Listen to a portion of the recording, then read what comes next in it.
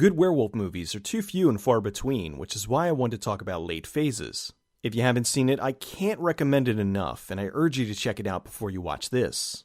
Adrián Bogliano is a Spanish director that's been making films since the mid-2000s. He directed mostly horror and gained a lot of attention in 2013 when his film, Here Comes the Devil, was released in the US. MPI was one of the distributors of Here Comes the Devil and had been sitting on a script for a werewolf movie for a while now, searching for the right director. They really enjoyed Adrián's work and made him an offer to direct. He only directed Spanish films before, so this would be his first English-language film. Initially, he was skeptical. He wasn't really interested in making a werewolf movie, but agreed to read the script. After reading it, he was totally on board with directing. He liked it because it was a very non-traditional horror film. It was a character-driven piece, a father-son drama within a werewolf movie. After meeting with the producers at Dark Sky Films, they had two demands. One, that he use as many practical effects as possible, and two, that they cast Nick Damici in the main role. One of the producers, Greg Newman, worked with Damici in Stakeland and knew he'd be perfect for the movie. They sent Damici a copy of the script and he immediately signed on.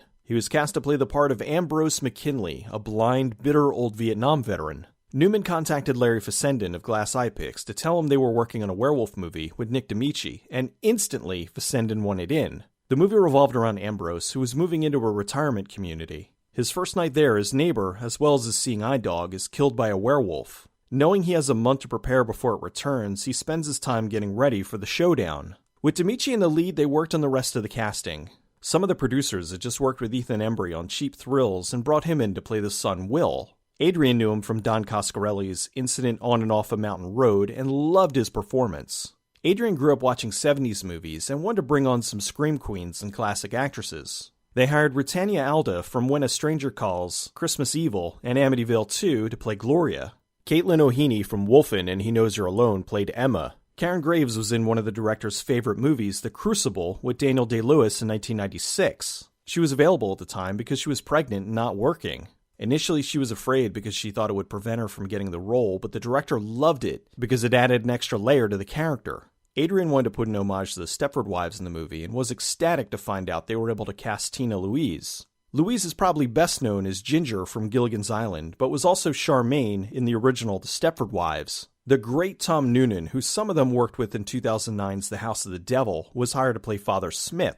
The part of James the Werewolf went to Lance Guest from Halloween 2 and The Last Starfighter. Guest was talking with the director about how when he was younger, he used to goof on his roommate who was starring in a werewolf movie.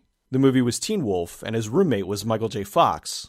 Fessenden had a small part as the gravestone salesman. On a side note, Fessenden's quickly becoming my favorite that guy, and may even replace Buck Flower as a guy who's awesome and shows up in everything. While looking for a location, they found the perfect place, an unfinished development in upstate New York. The place was a producer's dream. Each building had the exact same floor plan. Some were completely empty and didn't even have walls yet. Others were built but had no furniture, and the rest were complete and fully furnished. For the scenes where they had to break down walls or mess the place up, they went with the unfinished units. If they needed to set a location up a certain way, they went with the half-finished units. If they were just doing an interaction with one of the other characters, they used one of the fully furnished units. During this time, Damici worked on how to act blind. He told Fessenden stories about how he blindfolded himself and would try to do daily tasks. It didn't go so well. He eventually figured if he just focused on things in his peripheral vision, it would give him the right look. Adrián saw an interview with Joe Dante, the director of The Howling, who said you should never show the monster right away. He agreed with that, although in this case it was going to be difficult because they had to show the monster early. The entire structure of the film was based on Ambrose running into the werewolf in the beginning,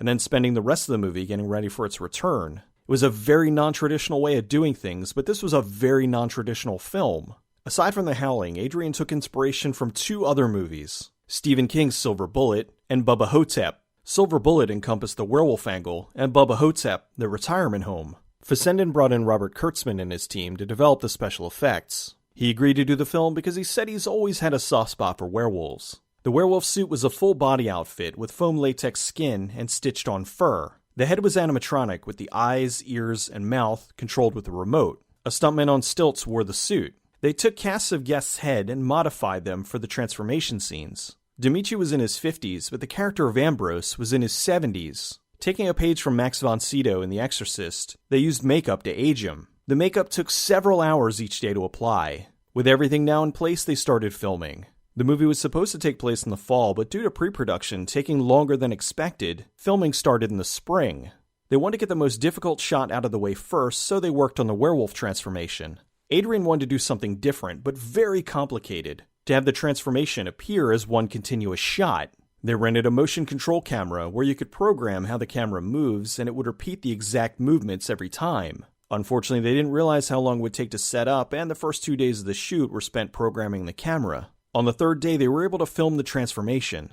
They had Guest wearing a layer of latex skin he could tear away to show the werewolf suit underneath. They used air bladders to puff out and rip the flesh. The camera would move back and forth between Guest and Noonan. Every time it moved from Guest, they set up a new shot with him with a different prosthetic. In the end, it was 10 shots edited together to look like one seamless shot. While planning a scene for a werewolf to be blown through the door, the director was telling the FX team how he wanted it to look like the scene in Pulp Fiction where Travolta gets killed. About halfway through the conversation with Kurtzman, Adrián realizes he was the one that worked on the film and did the shot. So it ended up being an homage to Pulp Fiction. When Damici's practicing with the shovel, it's an homage to Stakeland. In his mind, Adrián saw the film as a western, so when working on the music, they scored it like one. After seeing a few scenes, he realized it didn't work and went in a different direction. He hired, I'm sorry if I'm saying this wrong, Wojciech Kaczewski, who came up with a beautifully haunting score. They used lots of close-ups with very little depth of field to visually convey Ambrose's blindness. Part of the way through filming, they ran into an unexpected problem. Thousands of cicadas came out of hibernation. The bugs only emerge every 13 or 17 years, and when they do, they make this noise.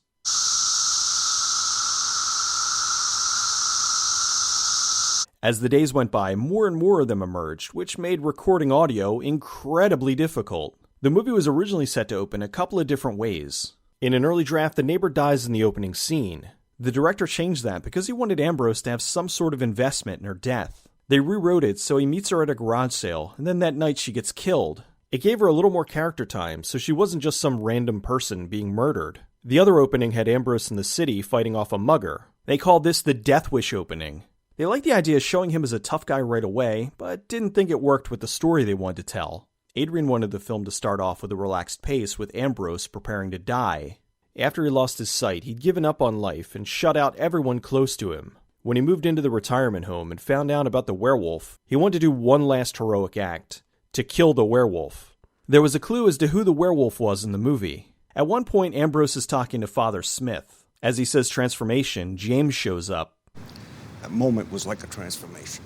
When Clarissa is consoling James, Louise had the idea to say a prayer from St. Francis. The reason being, there was a story called St. Francis and the Wolf, about a wolf that was killing people in a local town, and St. Francis convincing him to stop. After they finished filming, the movie was color-corrected to be more yellow, orange, and brown, to match the fall feel they were going for. Adrián wanted to be like a sunset, to represent the final hours of Ambrose's life. The movie premiered as an official selection at South by Southwest in 2014, and it was later released on video on demand and DVD in March of 2015. Bloody Disgusting, a major horror website, called it a masterpiece. I agree with them, the movie's amazing. Damici's performance is phenomenal, and the showdown at the end is outstanding. The drama between Damici and Embry add an unexpected but very welcome element to the film. Embry also gave a fantastic performance as the son trying to cope with his belligerent father. The score was wonderful and fit the film perfectly. The only weak part in the film is sometimes the werewolves look great, and other times not so great. Overall, everything else is so strong, it's easy to overlook. Late Phases is, as Bloody Disgusting called it, a badass werewolf shocker with loads of heart. While the movie plays out fairly serious, it does have a healthy dose of dark comedy from time to time. What's wrong? He's in an iron lung. Poor fucking bastard. The movie's especially emotional, and not something you'd expect from a werewolf movie. That's what helps to largely set it apart. Ambrose deciding he's going to end his life on his terms, and Will trying to reconnect with his father before he dies. The phone message Ambrose leaves for Will, knowing he's going to die, is heart-wrenching. That doesn't work for you. You've still got the angle of Nick Damici playing a blind badass killing werewolves in a retirement community. How can you not love that?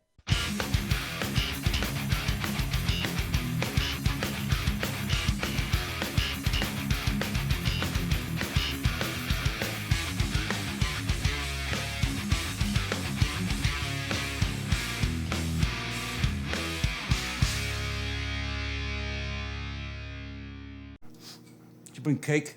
Yes, we did. And where would you like us to put it? I can't eat sugar, but thanks anyway.